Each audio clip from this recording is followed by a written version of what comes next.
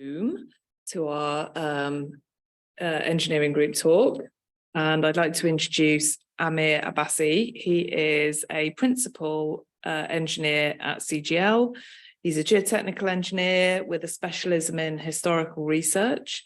He's based in the Southwest, and he did his applied geology MSc in Cardiff, and he started his life at Plymouth. So over to you. Thank you very much for Wembley Coal Mine. Looking forward to it. And welcome to the online crew as well. So yeah, over you can. Great. Well, thanks very much. Good evening to everyone here, and good evening to all of those online as well. So my name's Amir Abbasi, and just wanted to start by saying thank you very much for the opportunity for this. So thanks to the engineering group, and I'm going to talk to you today about the little known Wembley coal mine. And before I start, I do have a special birthday announcement to make as well. So I'll do that at the end. Don't let me forget. I'm going to touch on four main topics: a history of Wembley, the coal mine, what we're all here for, ground investigation that we've carried out, and our findings and summary. So my background in this, or my involvement in this, started in 2018, carrying out a desk study and a pre-purchase site investigation. I was then lucky enough to carry out further investigations in 2019, 2020, and then another one in 2022. For those of you who don't know, Wembley is situated in northwest London, within the Greater London area, and Wembley Park is the area, the commercial and industrial and residential area, which predominantly surrounds Wembley Stadium. Geologically, Wembley Park is underlain by the London Clay Formation. It's situated within a lowland periglaciated domain. There are some superficial deposits with alluvium running in the area of the Wheelstone Brook, which runs to the north of the site, and some river terrace deposits and areas of head propensity, periglacial head deposits, which tie nicely to the area of Wembley Hill, which you can see on the next LiDAR topographic image. And Wembley Hill, as it's known today, is where in AD 825, a young Anglo-Saxon named Wember came and settled. And that's what Wembley gets its name from. It means Wembersley, which means Wember's clearing in the wood. And Wember chose the clearing on the wood on the top of the hill, and it grew from there with much success. And it grew into a small settlement with a few houses, a pub, the Barley Mow, now the Green Man, all the way to becoming an estate. And in the 1700s, they had plans to turn the Wembley estate and grounds into a country park, like a deer park for hunting. And this is a really good sketch. I really like the sketch because it gives an indication of the geomorphology and topography of the Wembley area in 1794, like you would never be able to see it today. And this is what it looked like on plan. So this is the 1864 Ordnance Survey map, and you can see Wembley Hill with Wembley Estate and the vast Wembley Park that surrounded it. Skip forward 20 years, and the Metropolitan line had been constructed to the north, or in the northern part of Wembley Park.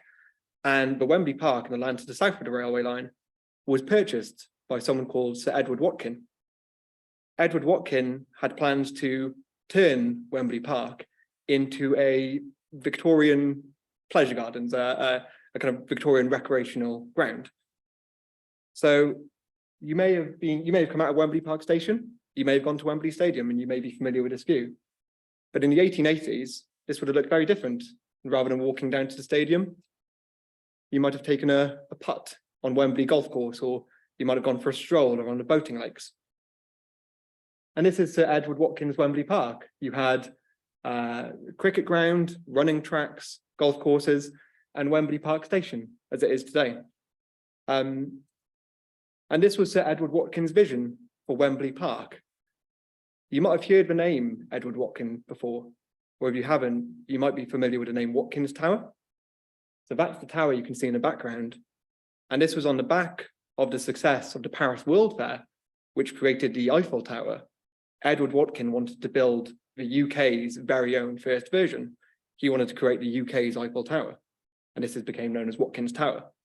Unfortunately, and if you know the story, this is how far they got. And unfortunately now known as Watkins Folly. Various stories why. So they got to the first level, and a bit of a sad story. Edward Watkin got cancer. He then passed it on to his sons, and there wasn't the kind of finances or ambition or drive to complete the construction and the rest of his kind of Wembley Park vision. But actually through research, I found a different story, which is when they got to the first level, the tower started to subside massively, which they owed to very soft clay and marshy ground, which I think is interesting if you look at the head propensity that's mapped. So I don't know whoever's done work in Wembley, but I guarantee you they had ground engineering problems long before you did. And that was kind of the sad end to Wembley Park as Watkins saw it. So his sons sold the land to the British government for use as development and event space. And that's where in the early 1900s, the government decided to use Wembley Park for an exhibition space. And this is where we come to the British Empire exhibition of 1924. So you might be familiar with Wembley. You might have been to Wembley Stadium and you know Wembley area. And this is how it looks in the current day. But in 1924, Wembley looked very different. This is the site of the British Empire exhibition. And if you've been to Wembley and you get a sense of the scale of the development of Wembley Stadium, you will know or get a feeling of how big this is.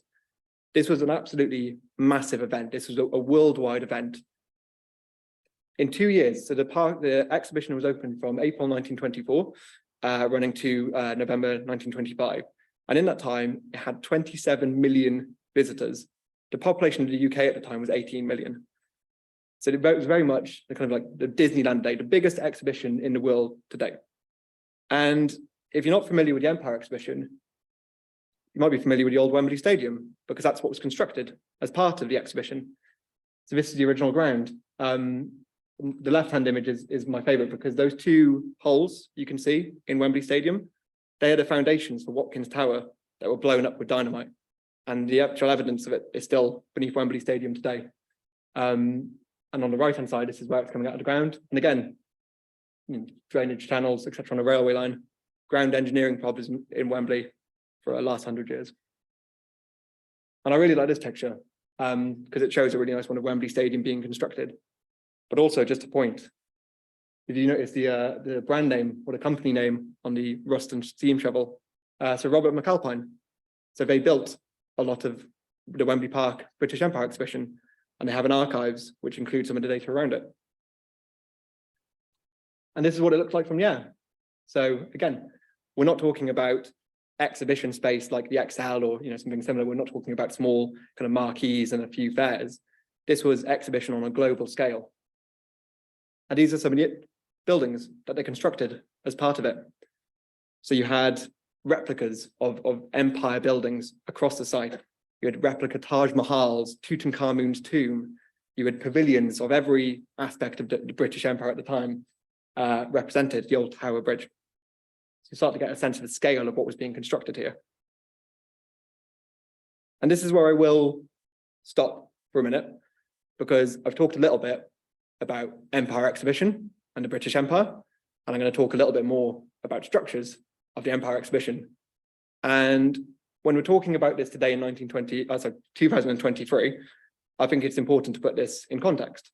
So whilst we're looking at these amazing buildings and amazing structures, shouldn't also forget the context.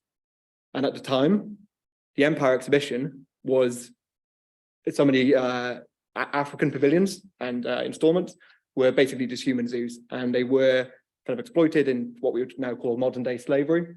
So I just thought it was really important, because I'm going to talk a lot about kind of Empire exhibition and Empire buildings. And I think it's important not to lose kind of context about what this event actually was. So I'll go back to our map and the area that we were specifically looking at, which is in an area known as the amusement park. But again, this wasn't a small amusement park with a few bumper rides and a few fairground rides. This was a monumental scale, and this had fake rocky mountains, log flumes, railways, etc. And this is a really nice image you can see of the site in particular. So you've got, if I can use a laser pointer. Okay, I'll point to them. So the big rectangular building to the south, that's the Lions restaurant. If you know Lions Tea, the old restaurant establishment. The kind of railway that runs just beyond that is an actual monorail. It's called the Never Stop Railway. It was like a pioneering monorail at the time. You've got the steps crossing over to Wealdstone Brook. There's a station, which is the old Wembley Stadium station, which used to run from Marylebone. And in that top right corner, you can kind of make out what looks like a Roman temple. If you've been to Bath, and you've been to Bath Botanical Gardens, and you've seen the Temple of Minerva, that's it. They built it as part of the Empire exhibition. And then when it was finished, they took it down and moved it to Bath in a smaller scale. And that's our particular site in context. So let's talk about the coal mine, what we're all here for, to learn about. And how did this come about initially through all this research? Well, as an early stage, you go through planning processes, and these planning consultations were attended by someone who one of the project team kind of informally kind of referred to as a disgruntled member, someone who is going to be against planning, someone who does not want new development in Wembley, objects against everything. And they said, you can't build there, there's already enough development, there's already enough houses, and there's a coal mine beneath the site. Coal mine, okay, that's a bit odd. In Wembley? Yeah, okay. CGL, can you find out a bit more about this, please? And can you do some research on this? So yeah, that started the question. What is the Wembley coal mine? And if you look at Historic Wembley online, it describes the exhibition, and it does say about a working replica coal mine or a replica coal mine, which is great. The Glasgow 1938 Empire exhibition had a replica coal mine on the bottom left. It was a lovely tabletop model, and you could see all aspects of it in scale. Or are we talking about a much larger scale, actual coal mine? And this is really problematic. So this is where early research had its problems. So we're talking about post-Victorian development here. But Victorian culture was all about exaggeration and grandeur. The Victorians loved to exaggerate. So this is a promotional pamphlet. This is promotional material before the park opened. And you can see the bisons walking across the savannah in London, and the massive mountains in the back of the railway at the park, which maybe didn't look quite like that. And look how they refer to it. 2 miles of underground passages, 2 miles. There are real pit ponies, machinery, improved type of trucks. Imagine giving that to your client. You just found out about Wembley coal mine, and now you're telling them about a 2-mile tunnel and trucks. That's 2 miles for scale if you traveled from Wembley to Wealdstone. And this kind of exaggeration finds its way into official sources, like Historic England's website, which take the same extract and again refer to 2 miles. There's also multiple versions of the same thing. So we have a plan on the left, which we had at early research, and then another plan, which we found much later on. The one on the left doesn't describe anything. The one on the right shows it very clearly, and it shows a coal mine. So we start to dig a little bit deeper, and we think we'll look at historical photographs, because you can get them online.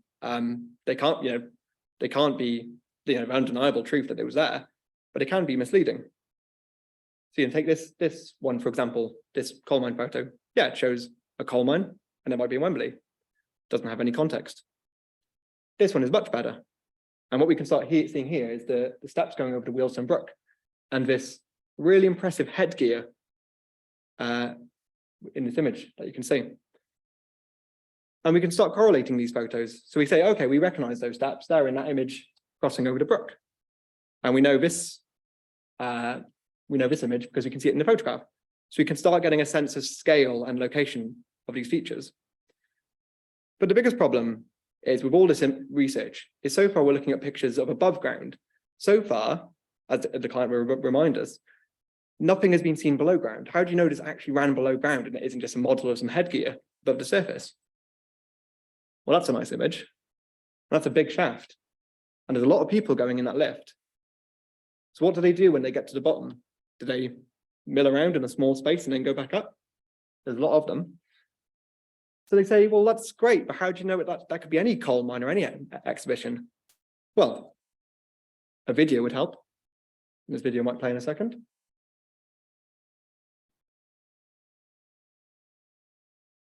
When it loads. Oh, there you go.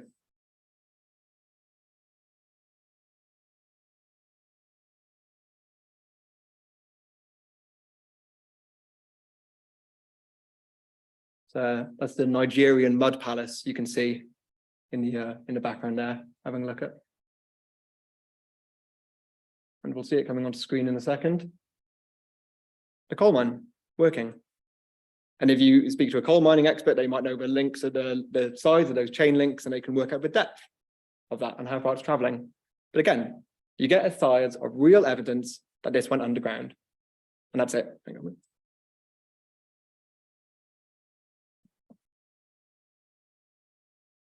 Thank you.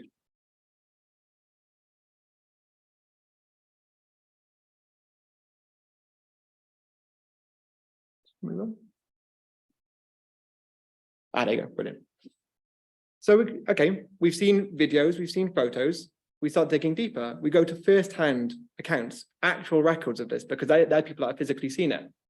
So a really good first-hand account I had, you might not be able to see this on video, but has anyone read the historical review of coal mining? Has anyone got the book? Because I bought it thinking, yeah, there you go. So you should know all about the Wembley coal mine. If you turn to the front page, the preface, the historical review of coal mining has been compiled primarily with the object of supplementing and excluding the historical exhibit of models in the exhibition hall at the Wembley coal mine. I bought that thinking that'd be a really useful guide. It has nothing of interest in it. This is my favorite. Enid Blyton. Anyone like Enid Blyton books? This is Enid Blyton's diaries. I'll ignore some of the more onerous text in there, but here we go. We came to the coal mine and we wanted to go down it. But this is the point. We emerged shivering and damp and decided to have some lunch to take away the uncomfortable feeling of seeing men working in such a cramped position.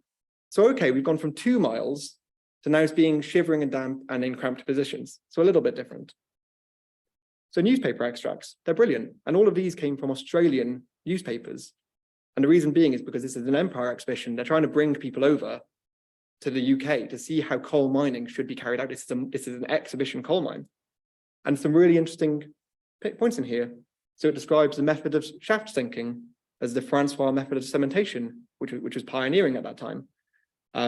Evidence about his lucky charm that was put in the mine. But really importantly, to celebrate the 100,000th visitor, this newspaper is dated 2 months after that mine opened. So in 2 months, they had 100,000 people down it. So now we're getting back to a bit of scale and we're a bit worried about size. And the final one, the coal mine in the amusement park, it's a review. It's 1/4 of a mile long. Oh, okay. So we've gone from 2 miles to 1/4 of a mile long. But again, this is a first-hand account as a review. Commons records. This is an MP who visited and was very annoyed because he said it doesn't represent an actual mine. It's too comfortable. He says, you people are working about 6 foot high. Brilliant. We have a height. So now we have a size and a height of the tunnels. So just from this early research, just from this early desk study research, we were able to start pulling together really useful information. Is it real? Yes, we know it was there. How long was it? Well, any estimate between 1/4 of a mile and 2 miles, but the first-hand account, the newspaper, said it's 1/4 of a mile. But we know it's big enough to have over 100,000 visitors in just 2 months. Big enough? What kind of size are we talking about underground? Railway carts, pit ponies, trucks, but also a gentleman's wine cellar. We think it's around 10 meters based on the information we have. And we think it's located in the south with a shaft access and an adit exit. So here we were really asking the big question, what lies beneath? So far, we haven't seen any photos, any videos, any information about what is actually underground. So we started doing a bit more research and, going back to the newspapers in Australia, I think, well, why don't we search Australian archives? So we looked at the Australian library and we found a name, Geoffrey Hewlett. And we cross-referenced that. And the way it came up is because Geoffrey Hewlett was a member of the Wembley History Society. And he used to write in a journal of the Wembley History Society. And that's when we came across what we called at the time the Eureka document, published in 1987 in the Wembley History Society journal by Geoffrey Hewlett. And what this describes is in 1985, when redevelopment works were being carried out at the site, workmen who were developing the site and building a new road dramatically uncovered a shaft during removal. And they went down it and they found concrete supports leading to an adit 280 feet away. So it was open. We had direct evidence. This is a first-hand account of someone being there at the time and recording that the tunnel was there and all the tunnels had been left open and unobstructed. And it gave us a site as well. It gave us a location that we could use. It also gave really useful information about the layout. So it told us that the tunnels were at a level of about 14 meters, cut within the slope. So it said the site used to be sloped and they had a shaft entrance and another exit. And they were cut within the London clay formation. It gave us a distance of about 200 meters, 60 meters by extending northwards. And it gave details of 3 shafts, a main shaft, an air shaft, and an adit. It also gave an amazingly useful plan, which gave some really amazing details about all the underground layout and structures. The biggest problem with this plan is that there's no reference to it. So the only references given in this paper are a 1924 Colliery Guardian article. And I don't know if anyone's tried to get hold of Colliery Guardian articles, but they're impossible to get hold of from specific dates. So we judge from the text that it's 1924, but we don't know. And we have to give some reliance on it. The fact that someone has reported on it and has physically been down it and surveyed it, this plan must be slightly accurate for them to have included it in their paper.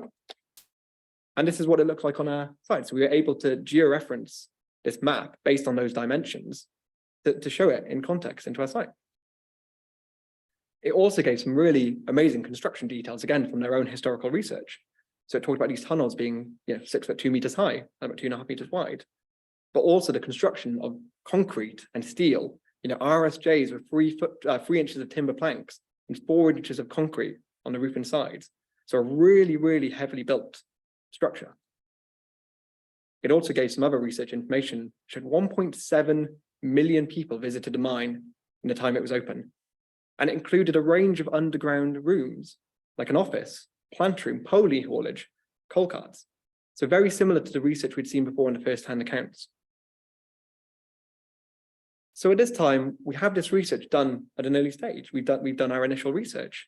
And we come to the point about geotechnical risks and how do we assess the geotechnical risks from this structure? How do we treat it? Do we treat it like a conventional mine stability? Is it stable? Has it already collapsed? What could it collapse in the future? And what about one of the biggest challenges? Risk of buried obstructions. You're talking about piling a site where you've got 4 inches of concrete, 6 inches of concrete, RSJs and timber. It's a major issue. And what about the archaeological risks? Who would be interested in this? But I wasn't happy. I was never happy with what we had because I thought we have some images and some photos and a paper with very little references, very little reliance, and no real clear source of where that information came from. So I did some further research. And a lot of this was done during COVID when people like me had nothing better to do. So I spent a lot of time researching random coal mines online. And look at archive records, and Historic England released their aerial imagery database, which again is a gold mine for anyone doing a desk study. And we tried to find searches. I always felt that there has to be information about how this mine was built. There had to be some better information. So throughout COVID, we carried out this search of online records. And again, we found a name, Henry Eustace Mitten. And that name took us back to Derbyshire Records Office. The reason being is Henry Eustace Mitten was a coal mining manager who was based in Derbyshire. And we found, purely from a blog, a coal mining blog, where someone had said their grandparents had met this mining manager and he was in charge of the mine at Wembley. We were able to link him back to the Wembley coal mine. And we found in Derbyshire Records Office, they have a whole host of information about Henry Eustace's role in the Wembley coal mine. So as soon as COVID ended and the archives were open again, my colleague Beth Martin in our Harrogate office travelled down. We had compiled a list of everything we wanted to see, and we had a list. So we found the original concept sketches of the mine. This is drawn by someone called Professor Granville Poole, who was formerly of Newcastle on Tyne University. And again, you can kind of see it kind of relates to the promotional material. There's no shaft, there's just adit access, but it contains stables, worked bases, etc. We found more details about the mine concept. So for the first time, we now have a shaft shown on the plan. And this shows a shaft access and adit exit and worked faces. We also found really useful plans. So this is an original concept plan of where they wanted the coal mine to be sited. And you can see there again, if you know the size and scale of Wembley Stadium, that's a very big site on which to construct the coal mine.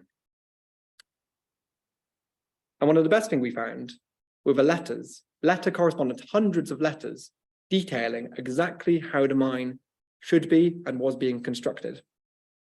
So we have a letter dated 923, and they required this to be an exact working replica of a real mine. They wanted no expense spared. They wanted this to be an exact working replica, so much so that they actually brought in coal from the north and glued it to the walls. Couldn't have any structure, no concrete, no steel, no timber on show, had to be coal. And they worked it. So we have had more letters where they say, we have apprenticeships, we have mining apprentices, and we have retired miners who want to inspire the next generation. Put them together in the Wembley coal mine, and they can act as informal guides, and they can actually work the coal with modern machinery, coal cutters and conveyancers, or conveyor belts. And they actually worked it. So when they worked the coal and they replenished it and they glued more coal on each time as they took it out in the trucks. So it was an actual worked mine. And this again is a really useful letter. So this is detailing the kind of construction elements. And again, this gives us scale and size. So we start learning about dimensions that we can all use. We can all use this as part of our research to get a sense of the scale and the size of this mine. We also found out as part of this that there was liaison with Sir Robert McAlpine to build the mine, to be contracted in to build the mine. And it took him just 9 weeks to build at a cost of £100,000, which is £8 million in today's money. And again, through Historic England's aerial image database, you start to get a scale and sense of how this was built. You can see the India Pavilion in the background. That's the Palace of Engineering on the right and the boating lake. And you can see this kind of, again, this engineering feat about how this was all built and how this was all put together. And again, some of the best pieces we found were on the construction of the mine. So again, we found letter correspondence about how the mine should be constructed and what was going on. We also found a lot of letters detailing disagreements about how the mine was being constructed and about how engineers and mining surveyors were not following plans. This was problematic when we came across the blueprints. So this is a blueprint, or this is one blueprint from the mine. And the top section of that blueprint shows the surface layout, which looks like the aerial imagery. It looks the same as the headgear. But the bottom image looks nothing like that 1987 paper, the Geoffrey Hewlett. It looks absolutely nothing like it. What it does look like is the concept sketch. So we know they took a concept sketch through to blueprint. The worst part about this is that blueprint is dated at the same time they're starting the mine. So we know we have construction issue drawings at the time they were working the mine that look nothing like the paper we have. This is another plan. It looks the same, but it's not. There's differences which are different. There are differences to the previous plan. Another one, this is a surface plan, but the shaft is in the complete wrong area. All of these are marked and signed for construction by Eustace Mitten. They've all gone through development at some point. Another one, again, which shows the shaft in the right area, but every other detail isn't as we would expect. And then we just came to one that just completely took the biscuit. Like, we didn't even know what, at this point, this is marked. This is a week. The date on this blueprint is 1 week after they started building the tunnels. And we know that from the letters.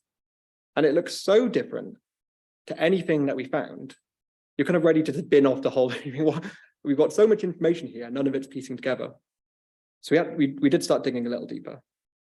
And we found these letters that kind of confirms this. We found letters saying that, they were, a mining surveyor has gone down and he said, I can't see how we're following blueprints. I can't see how we're following the construction. And now I need a new set of drawing.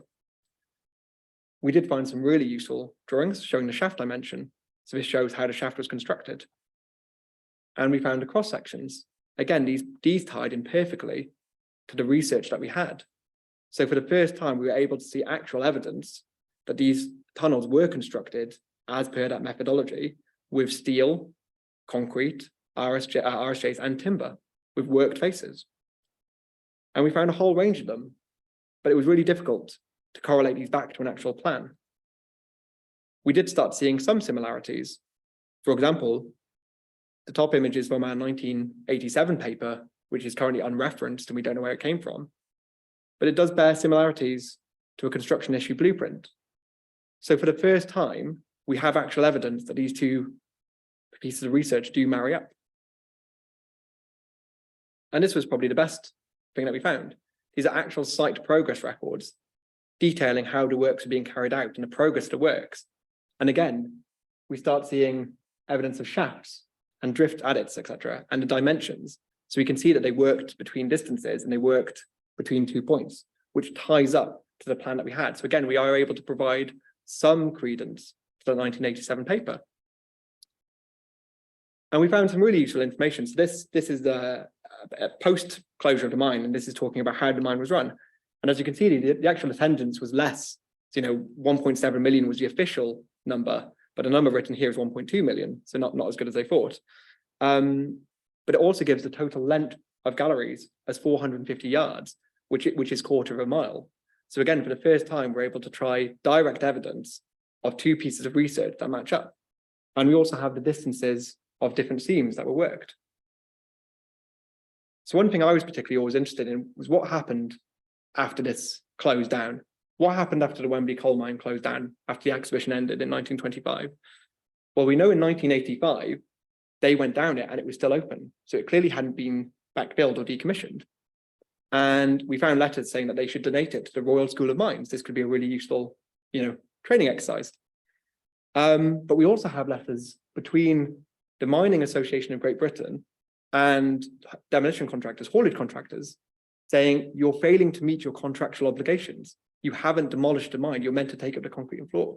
So we know there was meant to be an agreement to demolish the mine in its entirety. And again, we have a letter here saying that someone's visited site and the site is left with holes and rubbish. And it said they can't sell the site in this condition because the mine is not being backfilled as per its obligations. Again, this is all really useful information to feed in as part of our desk study and as part of this site, because we're starting to see how the site was left at the time. And this is an image from 1940s, and you can see the site had kind of been just left derelict and left completely open, undeveloped. So from our research, we were able to find similarities with the 1987 paper that was the findings in 1985 about the shafts being the same dimensions and the same depths, and the corridor heights and widths being the same. There were also variations. So for example, the mine corridor length was 1/4 of a mile, which marries up with the newspaper. And the key point about this is we still hadn't found any information that shows accurate representation. We still didn't find an accurate plan which we could use. And this is where we came to the ground investigation and how we carried out our works. We're lucky enough to try and investigate this. So to start with, what were we trying to look for? What were we looking for in the first place? What were we trying to achieve? Well, it was a condition that not only do we find the location of the mine, but we also inspect its condition. So there was a requirement to inspect not just the location and the layout of the mine, but also its interior. So we started looking at investigation methods. Trial pit excavation. Now we think it's 10 meters deep. It's never going to work. Geophysics. We worked closely with Terradat. We looked at options, and there wasn't any clear options for this to work.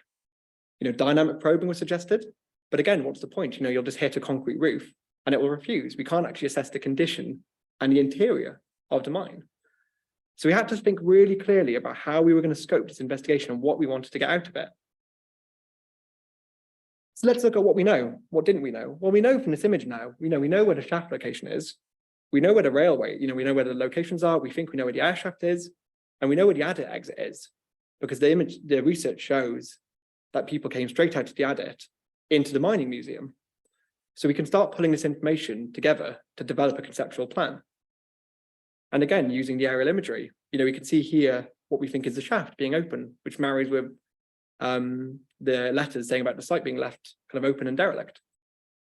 So we started using this information within GIS and trying to use this aerial imagery to georeference a plan and try and find the location. We thought if we could target the shaft location accurately, we would be able to work from there and find the remainders of the tunnel. So what we did is we used all our pieces of research, every piece of research we had, to refine our search area down from 12,000 meters squared to just 250 meters squared, a massive reduction in the search area for the layout of these tunnels. And we were confident, very confident, that from all our research, we were able to accurately pinpoint that shaft within 5 meters on this site. And what we thought we could do, because we think that the shaft, so in the 1985 paper, it said that the shaft had been backfilled, but it didn't mention that the rest of the structure had been backfilled. It said the rest of the structure was open. So we thought if we could get a borehole into the tunnels, we could stick a LiDAR scanner down it. I'm working with GeoTerra to use their LiDAR scanning technology. We could scan in 3D the tunnel and get a layout of it. So we thought we'll stick a borehole, we'll find the shaft, and then we'll stick boreholes out there to provide a scan. So we started on site carrying out the shaft excavations. And I'm very pleased to say from the research, we were hit the shaft within 1 meter of where we predicted on coordinates. So that line on the floor is where we predicted it. That's where they found it. Personally proud. We didn't find the adit. Probably the reason is because the site was sloped and they'd re-leveled it, that it had been buried and it was gone. So we started undertaking our boreholes, and that's where things didn't go quite to plan. So we hit a void between 5.3 meters and 6 meters, but it wasn't the type of void we were expecting because it was underlain by grout to 9 meters. So we did at this stage refer back to the literature and thought, well, the paper said that the shafts have been the tunnels have been left open, so maybe this is to do with the method of grout cementation for the shaft construction. GeoTerra scanned the void, but unfortunately we didn't find anything of interest. We just found a kind of annulus around this void, so we couldn't scan it. What we did find was some really useful information about the roof structure and the structure of this mine, which again perfectly linked back to all the research that we had carried out. So we found a bitumen lining where it said they'd kind of put a coating to stop seepages of water coming in, with timber headers and the 4 inches of concrete as we predicted. We found some bricks on the side of the wall which had paint on them, so that was the office rooms, and we can say that there were some rooms underground. But some of these were directly underlain by clay. And again, that ties back to the letters about decommissioning, talking about they wanted it backfilled. The site owner wanted the mine to be backfilled and decommissioned. And there were big contractual disagreements between the mining association and the site owner about whose responsibility it was to backfill the mine. And ultimately, we think that wasn't happened. So from our initial boreholes, we thought we were potentially, because of the nature of where we were doing these boreholes and the existing building that was there, we thought we were potentially just drilling along a wall and we were just hitting the side structures. So we thought we have to try and get into the tunnels to see what's actually going on inside of the tunnels and try and target an actual tunnel if we can. And what this found kind of confirmed what we found in our first borehole location.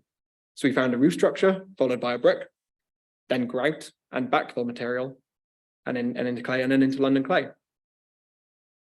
And you can see here, we have again the roof structure with timber and concrete, into the grout material, and then into a backfill with clay. So from our boreholes, we were pretty confident that the structure in 1985 had been fully grouted. The paper referred to the shaft being filled, but it's likely at that stage that they just continued to grout up the remainder of the structure. However, some of the rooms might have already been backfilled with clay, again referring to our original research findings, the letters describing how the mining association, or sorry, the site owner wanted the structure to be backfilled with clay or another type of colliery spoil. So some of that might have already taken place. We also found that the roof structure was missing in places. We know that in 1985 they'd gone down it and surveyed it. And we know that some work had happened, but we don't know whether they tried to remove the structure and then backfill it or whether they just kept it in place. It also confirmed to us that that 1985 paper plan couldn't have been wholly accurate in its entirety. We know that from our borehole locations and the dimensions that it couldn't be an accurate representation of what was actually there. But what it did enable us to do is to kind of reconfirm some points that we thought we originally couldn't do and then take these forward to a further investigation. So originally we thought that the tunnels were 14 meters deep and there was no chance of excavating them. However, what it did confirm to us is that the site had evidently been leveled as part of the 1985 development, and they'd cut about 5 meters off the back of the site and filled 5 meters in the front of the site. So the tunnels are actually at a much shallower level. We still couldn't geophys them or dynamic probe them, etc. So we thought the best course of action would be to dig them and to carry out trial pits. And by doing that, we thought we can use our plan, our best fit plan, to target some key areas and see if we can carry out confirmatory trial pits to confirm some of these key points, to verify the plans and the information that we had. And here's the first trial pit. So we targeted the trial pits in the eastern part of the site because we thought that because we knew that the shaft kind of ramped up towards an adit and had a small ramp on it, that we would be able to get a shallower trial pit in the eastern part of the site. And again, we scraped back concrete, we found a concrete roof, and then we found the timber boards and we exposed them. And with permission from archaeologists, we were able to go through the roof into the mine. So apart from maybe a few people in 1985, we're the first people to see inside the Wembley coal mine since the 1920s. Unfortunately, it did also then confirm it was filled with grout. So they had grouted it fully as part of that earlier work. And what this enabled us to do is what I think is an invaluable plan to our client. It enabled us to develop this, what we refer to as the best fit, the most probable plan of the location. So we acknowledge that we don't think this 1985 paper plan is wholly accurate, but we have got pieces of information that do verify it and do tie it back to actual first-hand accounts and blueprints. We were then able to use our borehole information and our trial pits to verify the locations of this on site and say that this is the best fit. And also where the mine wasn't present.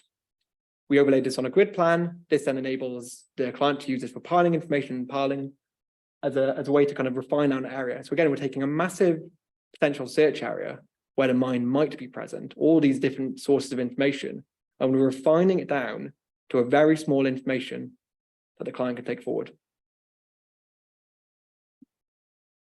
And I'll just give a brief summary about everything that we found. Some more talking points afterwards, but I'll talk about the summary of the Wembley coal mine for those who want to know about it. So it was a full-scale, fully working replica coal mine constructed by Sir Robert McAlpine under the guidance of Henry Eustace Mytton in 1923. And it was designed to be the archetype coal mine. This was, as the British government saw it in 1925 or 1924, as the replica from which all modern coal mines should be constructed. It had the most modern technology, the most modern methods of shaft construction, the most modern methods of ventilation. This was designed to be the model coal mine for all coal mines in the empire. And again, I know people have asked me the question. It was a real worked mine. They actually did work coal from it, and they took it out on trucks, and they had pit ponies and miners, real miners, taking coal out, and they replenished it. So yes, it was a worked mine. We know there were two shafts. There was a main shaft and an air shaft and an adit exit, and it had a total length of about 1/4 mile. And again, it was originally much deeper, but now with the site leveling, it was much shallower. We also know that it was always intended for this mine to be decommissioned and infilled when the Empire Exhibition ended. So going back to some research information, it was a bit of an embarrassment. It was a bit of a loss. And I think it lost a bit of money because it didn't get the visitors they wanted. So you can see the official records of 1.7 million, but the actual letters show about 1.3 million.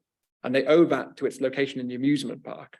There was a kind of ambition to kind of bury this mine and forget about it. But we know that never happened. And instead, it was grouted up as part of 1985 redevelopment works. So the main structure, the main concrete RSJs and timber walls of the coal mine remain intact, but the entire structure is lost. We also know that no plans to date provide actual accurate representation of the mine. All we can provide is a best fit. I also wanted to mention my special birthday shout out a bit early. It's not the end. This isn't meant to be. It feels like it's meant to be. From the letters, we know that the construction ended in November. The actual shaft and tunnel construction, and it took them about 9 weeks. I have letters that show that they started constructing elements of the mine on 17th of July, 1923. So I've actually got a piece of the Wembley coal mine from 1923. I've got a little birthday stamp, so I'll stick it on that and say happy birthday to a piece of the Wembley coal mine.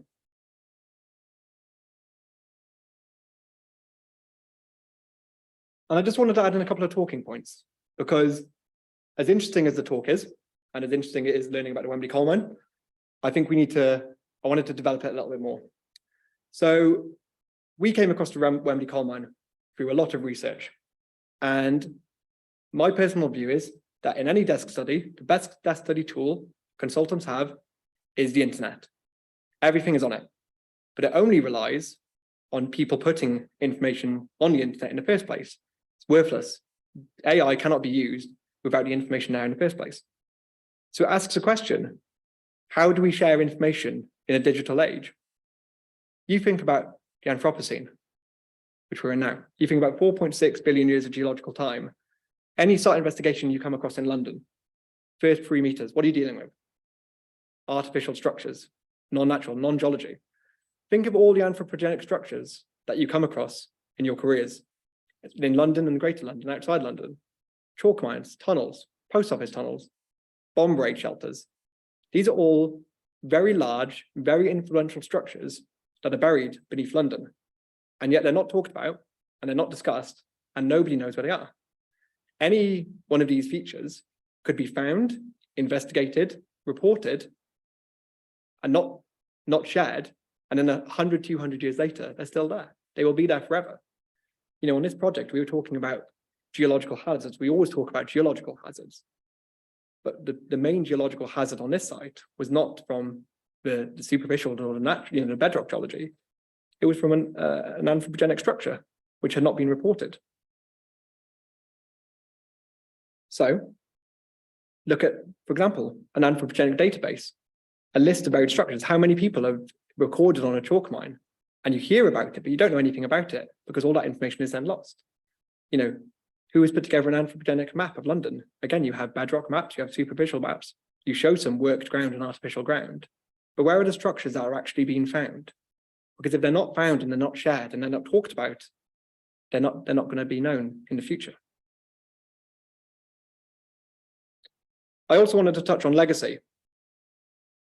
Following on from that point, why should we keep the structures? Why should we report them? Why should we know about them? This is a model of representing empire. It's built as part of an empire exhibition. You know, that empire exhibition hosted slavery. Aspects were a modern zoo. Why would it want to be remembered to others? But for certain people, you know, again, I refer back to it. This is the model coal mine. You know, as part of coal mining history goes, this is a majorly important piece. It's the archetype coal mine. It was, you know, meant to be designed as the prototype coal mine. You know, I think the blueprints, the letters, the information we have, from which we have, you know, the entire database. I would love to release it or to be able to share it. You know, we have huge amounts of information which have massive use to public interest. So I'll conclude. This was fundamentally, down to earth, a back to basics research project. It's a big desk study. But it defines the point. How do you find the unfindable? When you have all the ranges of modern technology and investigation methods that can't be used for you, what can you do to find these structures if they're not known in the public forum? And how do we rely and use other people's information in really complex and challenging projects, which have big implications? I think the value to the client on this project was brilliant. I think it gives a fascinating site history. I think we saved a huge amount of time on money on investigations purely through research. And again, I refer back to the word geology. We de-risked a geological hazard through multiple phases of staged investigation and research. I think it was a brilliant project to work on. And I would say it's a once in a lifetime find. Anyone heard of the Franco-British exhibition of 1908? Earl's Court? I mean, I always say, I think I said to colleagues, you know, I put on my CV or Wembley coal mine is a once in a lifetime investigation. It's a once in a lifetime find. You know, it's funny as you go back 15 years, the research gets less and less. But you know, you think about Earl's Court today or Shepherd's Bush, and you know, like you think of Wembley. I show you pictures of Wembley Park from the Empire exhibition. You probably can imagine it. Probably harder to imagine Earl's Court looking like that. But I kind of wondered, where did they get the idea to build a kind of replica coal mine? You know, who have they ever done it before? Is there any, you know, is it a once-off? It's a nice brochure we found online, again through an American library. It's not in British library, it's just an American library. Western Gardens, a real mine. See how your coal is won. That's nice, isn't it? Real miners at work. Come deep down. It's not just the surface, isn't it? Come deep down into the identical workings of an actual coal mine. In Earl's Court, never. Oops. It's funny, I also quite like about this image is the you go 15 years previously, the fashion changes quite a lot as well.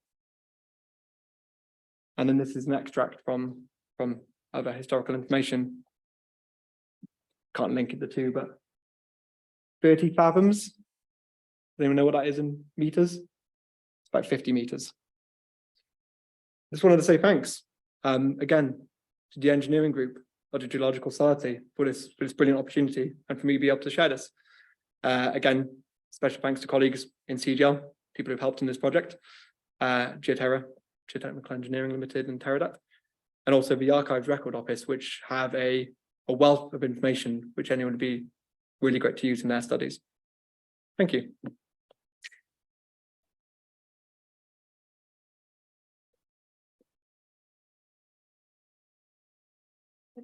Log on to the Zoom and see if there's any questions on there.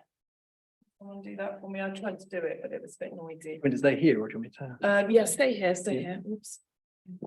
So fascinating. Thank you. I like the 8 million figure that, you know, it just seems such a folly, doesn't it, to build a model coal mine. And, you know, I think you really demonstrated the tenacity of like, you know, doing a really, really good death study. Yeah, amazing, really interesting and a great story. Yeah, demonstrate the value for future construction. And I think we found a lead enthusiastic for, we had a working party that had to be aborted on anthropogenic ground conditions. But we might have a volunteer now to lead on that. That would be amazing. So should we take some questions from the floor first, and then if we can get online, we'll take some questions from online as well, if they're able to post. I don't know if they are. So we've got a question next.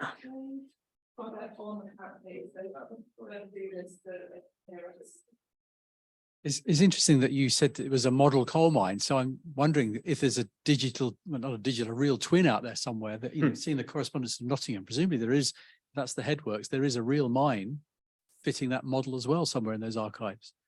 Yeah, the idea is that this would be showcased. So, you know, you have in all the pamphlets, the promotional material, this is come and see, come from Australia, come from Canada, come from the Empire, come to London and see how coal mines are run, or how they should be run. And again, this is you know, Granville Poole, professor at Newcastle University, who, you know, was a mining inspector, and he was a mining, you know, he was a consultant in later years, and then he consulted on how the design of mines, and Eustace Mitting, you know, a mining manager, again, on how mines should be run and the operation and the machinery. And again, this is kind of like pioneering this modern machinery that should have been used within these mines. So yeah, it might be, you know, it'd be interesting to find. I mean, I still think there's more work to be done, much as colleagues would say to stop there. There must still be a plan. There must still be information. I go back to the archives and the sharing information. It's not that long ago, someone's grandparents, someone's family relative will have been down it, maybe taken. I don't know why there's no pictures inside it. You know, there must be some information, some more information people could share.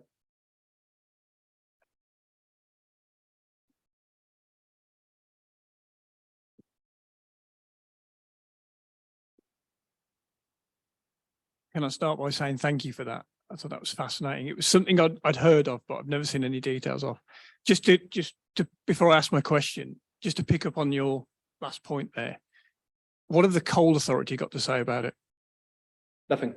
I asked them about it when we found it, and they said they would be as interested to learn about it as I was. Did they say they hadn't got anything or they couldn't find it? And I think there's a distinction there. I emailed, as soon as we found out about it, I emailed the Coal Authority and their archives and said, have you got any information about this coal mine in Wembley? And I think they thought I was joking. And they said, no. And I said, no, I need the guys from a quick Google search. I can see this, but no, we have no information. I asked because I can't help but thinking that if Mr. Paul was involved and you've got a named mine manager, that they would have treated this the same as they would any active site or any active mine. So I'd be very surprised if the Coal Authority haven't got that plan that you're looking for lost somewhere in one of their shelves in Mansfield. I should have stressed in this as well. I mean, we have hundreds of documents of information. All of them were gone, meticulously through. We went through every letter, every plan, everything. And the archive records, Derbyshire, they only contain a small section. They're one archive records related to Eustace Mitting. I thought Sir Robert McAlpine, they have an archives department. They might have plans, records related to this. Can I ask another question? Yeah, of course. Yeah. Well, nobody's taking the mic off me. Just you put up an image, I think, which was probably the later image of the site, trial pit locations, borehole locations. I'm interested in your reasoning as to why you think the whole mine has been infilled, and that what possibly could have occurred is that in 85, when the shaft was uncovered, there was grout poured down the throat of the shaft. Are you confident, and how did you show? I couldn't quite tell from the image that was flashed up. How did you show that the grout essentially has gone through the whole mine and isn't just isolated to pockets having been poured down the throat of the shaft? Yeah, that's a great question, and that's exactly what we thought. We actually positioned our original borehole off the shaft because we thought there would be some grout overspill. But our original assessment is why? Why would someone grout 1/4 mile of tunnels in 1985 with no records of it? For what purpose? Why would you spend that much money grouting tunnels that were at the time, 7-8 meters deep, etc., beneath, solid? They're cut into solid, really solid London clay. No real purpose or risk. I can't go back to that plan, but every borehole we did along the tunnel either had grout or backfill. And actually, I mean, this is a particular one where we didn't find grout in, but when this came out of the borehole, this is when we rotary cored through an RSJ. I should take it out of the bag. Should have really said that at the time, but here we go. This is the mid section, and we rotary cored through an RSJ. That's a really nice desk piece at the moment, and it was filled with grout on both sides. So there must have been grout filled, and that was in a mid-span location of the tunnel, which was surrounded by clay. So what we think is, sorry, I didn't mention this at the time, but in those decommissioning letters, it's basically a really funny contractual disagreement being played out between two people 100 years ago in letters. And the site owners say, oh, your contract says to backfill this with clay that you took out. And they say, we can't use that clay because it's gone to the Canadian pavilion. And they say, okay, well, we will give you colliery spoil to put in the mine. And they say, no, we can't do that. That's not our contract. We were contracted to build the mine, to take out the fittings, to strip out the major structures, and then it's your responsibility. And then there's more ones, oh, you can't leave it like that, etc. So I think what they probably did is they probably filled some of the bigger rooms and just left the tunnel open. But again, so I think it's also interesting for us in 1985. That really isn't that long ago. So there must be someone out there that was involved in grouting a tunnel in Wembley, or someone who went on. It says in that paper that they surveyed it. It says from current site survey, we can see that the mine extends off-site, which marries up with the plan when we overlay it on our site image. Where are those surveys? They're not in the planning records. I've looked. I've searched everywhere for them. So I can draw our conclusion as to why something was grouted without any further written.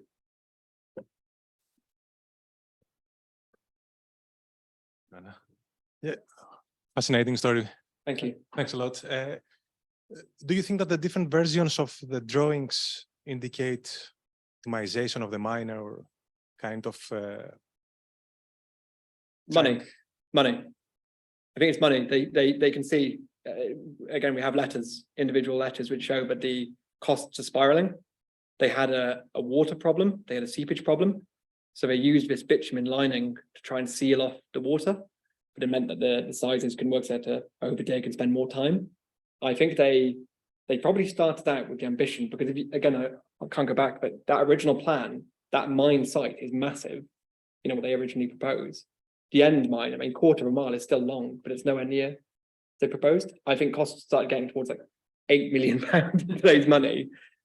And although, you know, that's why I put in the original images about the scale, because this was, it's a massive scale exhibition. But I think they probably ran out of money. And I think you probably find you had, you know, we have another letter from a mining, one of the actual construction crews, who were kind of arguing about the method. And they're saying like, we're working to our method of construction, not your method. You know, and then they say, oh, well, can you give us the new set of drawings? So I think it was probably a bit about they were rushing to get it done. Money's tight. You've got crew on site. They've got 9 weeks to build it. Just get it done. Build it how you want it. One more, yeah, quick one. Is there any chance that the reduced level indicates any subsidence things, or it's irrelevant? No, there's nothing. So well, that was the most fascinating thing. In all the tunnels, we did the boreholes through them. I mean, these were cut into solid London clay. And the structure, I mean, it was so well built, everything had remained perfectly intact. I mean, the London clay above structures was solid, because, classic, your dark blue London clay. Yeah, everything was solid and intact. And I think, there was no sign, apart from the roof, even with the roof being removed in some places. So some places we did a borehole and we had like bits of timber, but no concrete and steel. So, and that was still stable. Thank you. Yeah. The last one then. John Davis, GCG. Thank you very much. That was absolutely brilliant. Thank you. Observation and a question. Observation. It's no surprise people are arguing about construction methods. In 1924, all of the London Underground tunnel tube network would have been built by the Fleet Line, the Victoria Line, and obviously the Jubilee Line extension. So people know how to build tunnels in London. You don't build them like you build coal mines, as Scott will tell us. Question, I'm afraid this is a bit of a grout nerd question. Okay.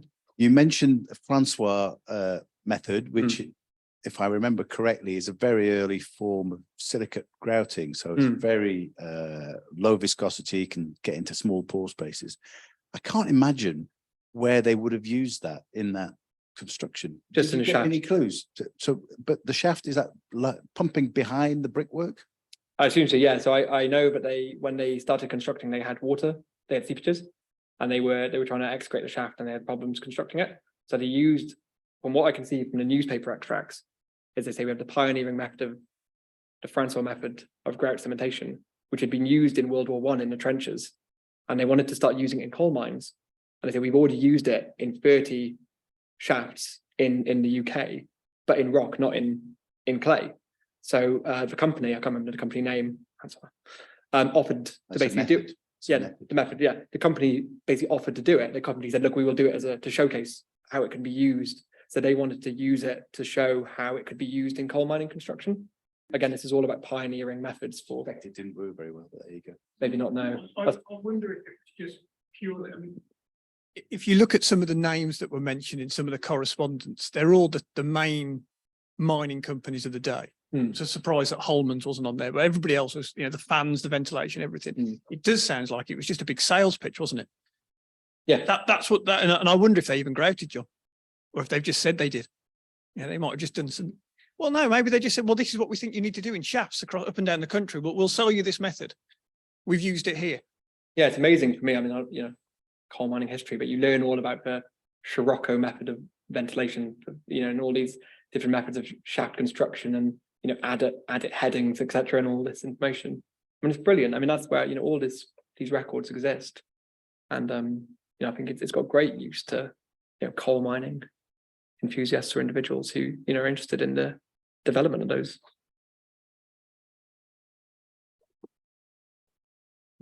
So I'll draw it to a close there. Any further questions? We will go to the pub, the Blue Post, turn right on Piccadilly till you get to the Ritz, turn left and it's there. If you follow John, he'll show you the way.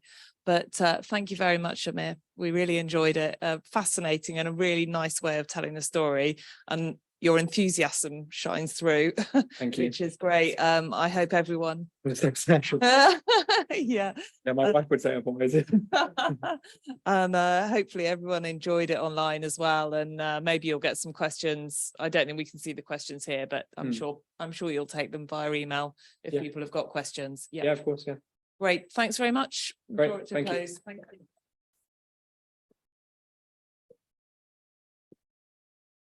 Good. Is that good? Is that Yeah. report here? I don't know if they stop. I don't know.